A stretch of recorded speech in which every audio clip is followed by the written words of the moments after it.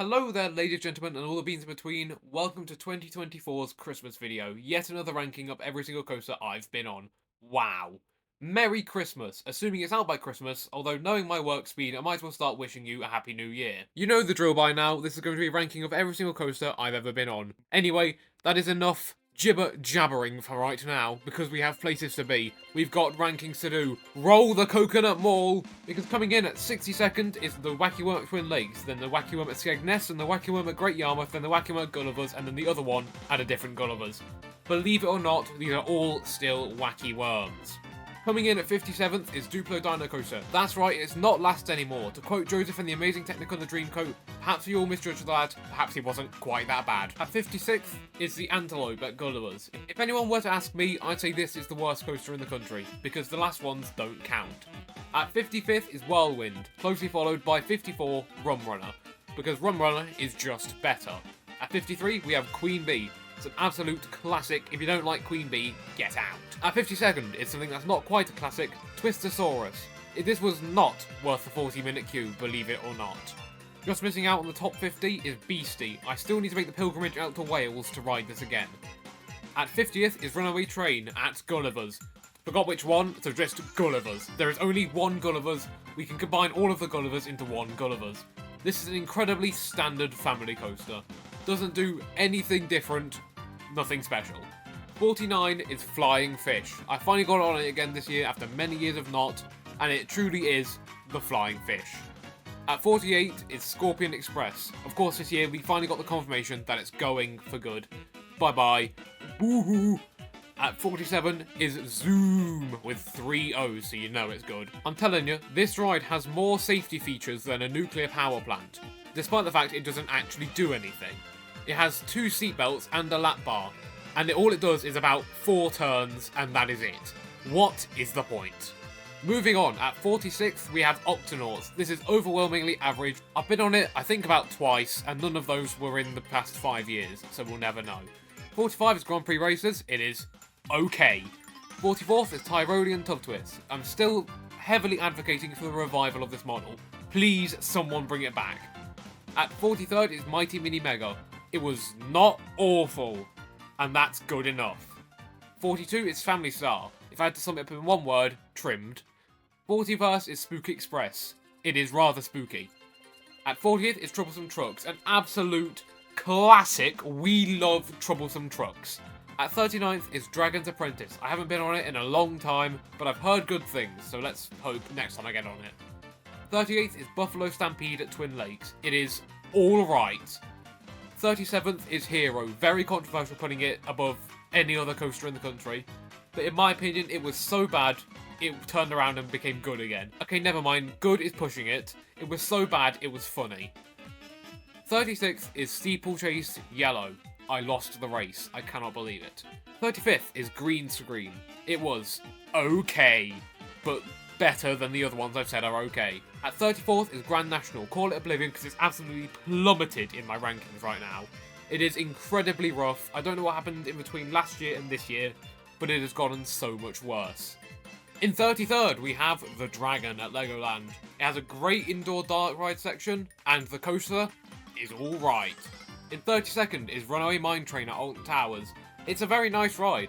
However, it wasn't as nice watching it for an hour in the Nemesis Reborn opening day queue. In 31st, we have Nickelodeon Streak. It definitely does the job it's meant to do, and it does it pretty well. In 30th, we have Rattlesnake. It would be higher, but my legs are just too long for this ride. It is mightily uncomfortable. In 29th, we have another Chessington coaster, Vampire. If I had to describe it in one word, it would be janky. At 28th is Walking Dead The Ride. It is all round okay. It's not amazing at anything, it's not terrible at anything. It is the most average ride maybe ever. In 27th, our first inverting ride, Mumbo Jumbo. The shoulder blobs absolutely kill this ride. It would be so much higher if you didn't have 2 useless lumps of plastic on your shoulders the whole ride. In 26th is Spinball Whizzer, and much like every other ride that's been put on, Single Rider is amazing. Single Rider is exactly what this ride needed. It was so great several years ago when they had it, then they removed it for whatever reason, and now it's back. Wonderful, incredulous, amazing. In 25th, we have Accelerator, which might hold the title for the most forgettable ride maybe ever. I did not remember any of it. In 24th is Roller Coaster at Great Yarmouth, or Scenic Railway, or whatever they call it nowadays. It's Roller Coaster. People would say this ride is far too high, and they have a point, it doesn't do much. But let me tell you, get on the back row when it's running well, and you will be changed. You will be out of your seat and onto the snails and fairy tales below. It is truly, I would defend this ride of my life. In 23rd is Galactica. I recently got my first night ride on this, and it did not disappoint. The concrete tunnel was just as good as ever. We love it. Please, retheme it, do something with it. It doesn't fit in whatsoever. In 22nd, we have Infusion. It really wasn't that bad. In saying that, I only got one ride, so maybe when I get more, it'll be a Grand National situation and I'll realise it's actually really bad. In 21st is Revolution. Yet again, very forgettable ride. In 20th is Rage. Yet again, quite forgettable. But if there's one thing to note about it, it's my first cutback, if that accounts for anything. In 19th, we have Kumali. It was smooth-ish for an SLC, I guess. One thing I seemed to notice on this ride was the incredible sense of height that SLCs have, which makes me want to get on Odyssey at Fantasy Island, as it is the tallest one.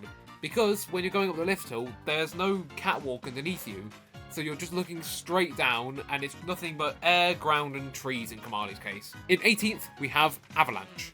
This was surprisingly good. I don't know if I'd call it airtime, but I was launched out of my seat in every possible direction on this ride, and I really wasn't expecting it. Also, I got front row, so I guess I get extra points for that. Unfortunately, the only drawback to this ride, I'd say, is that it was really short. It just sort of ended. In 17th, we have Dragon's Fury. I'll stand by my opinion that this still has the UK's best helix. In saying that, there is still quite a few coasters I haven't been on, so we'll never know. In 16th is Soar, the ride. It can be quite rough, believe it or not. I know this is a surprise to everyone, but believe it or not, Soar is on occasion, depending on the day and the seat, a bit rough. However, the airtime honestly saves this ride. Of course, you've got that alright indoor drop, which doesn't give much, but although I think the fact that it's an indoor drop carries it quite a bit. The first drop is, of course, insane.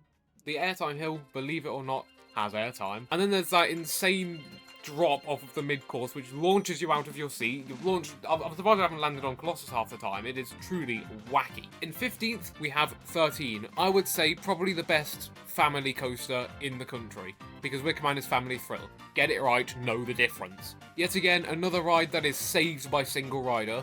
From the one time I used it, it turned a 50-minute queue into a 0-minute queue, which is definitely not something to argue about. And 14th is Shockwave. I'm going to say now, not the wave, Shockwave.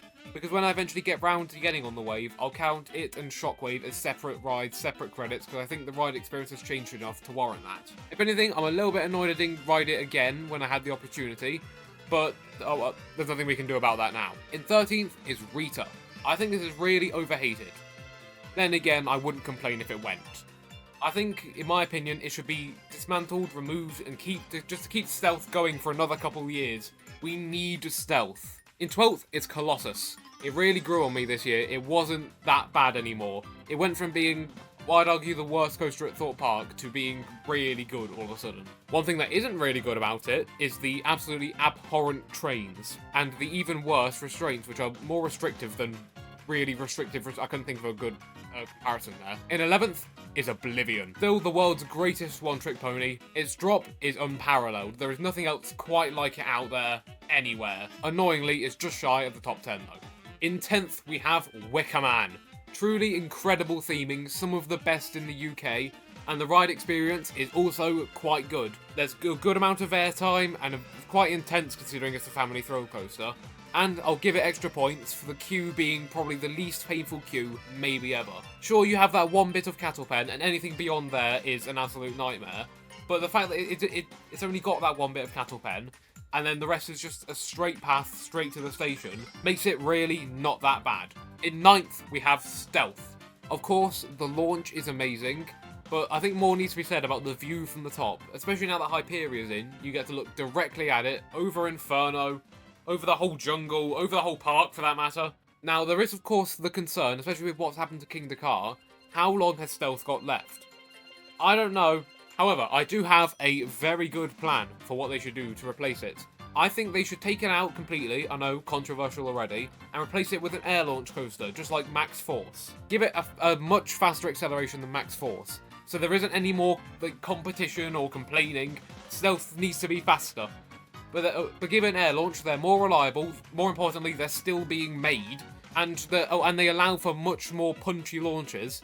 Not that Stealth isn't already punchy, but it allows for so much more to be achieved. Then, never know, make it taller as well, why not? In 8th, we have the big one. Some people would complain that it's this high, but I'm not some people. I'm basing this entirely off of one ride, my most recent ride in fact, which was incredibly smooth for the big one. It had probably the best sense of speed out of any coaster in the entire country. Like, it hits, I forgot what its max speed was, but it hits that speed, and it maintains it for a solid, like, 5 seconds. It's insane. And then the first airtime hill does nothing.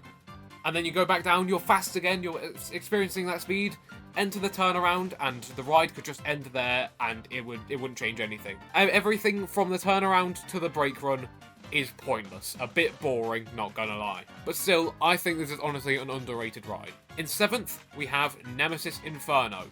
I've forgotten exactly how much younger it is than Nemesis was, but I think it's still incredibly smooth considering it's not been retracked.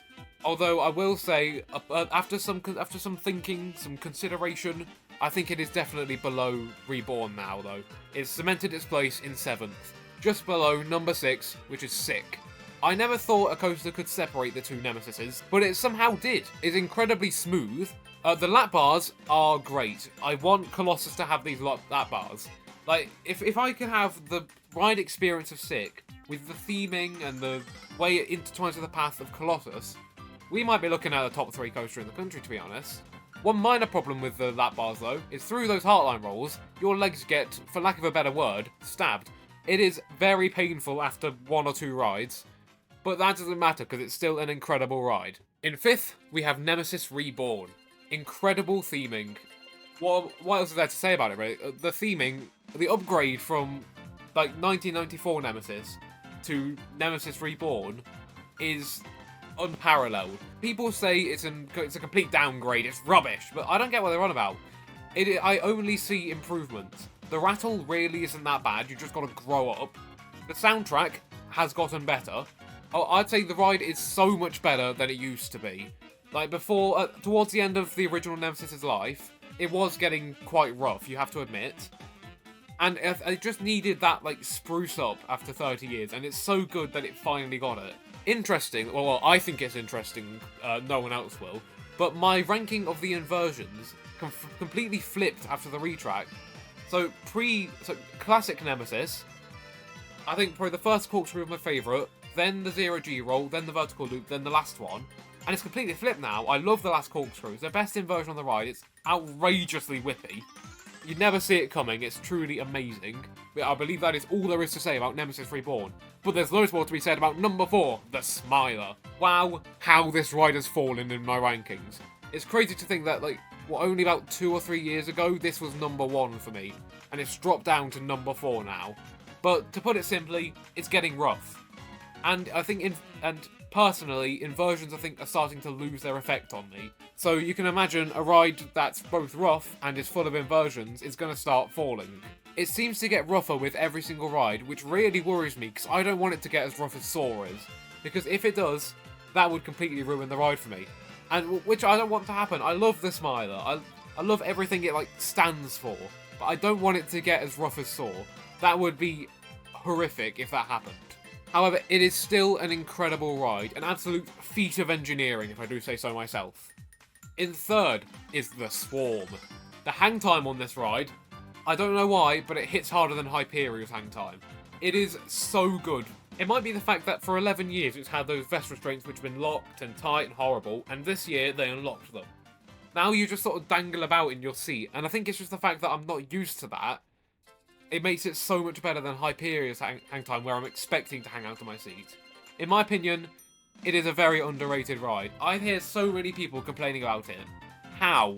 It's intense, it's got hang time throughout, it's got probably one of the best head choppers in the entire country, but then like 7 of them.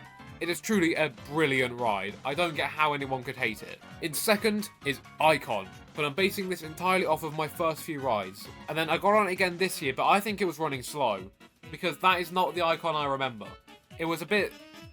I'm not gonna lie, it's gonna hurt to say this, but it was a bit boring this year. It wasn't running as fast as it was last year, I'm telling you.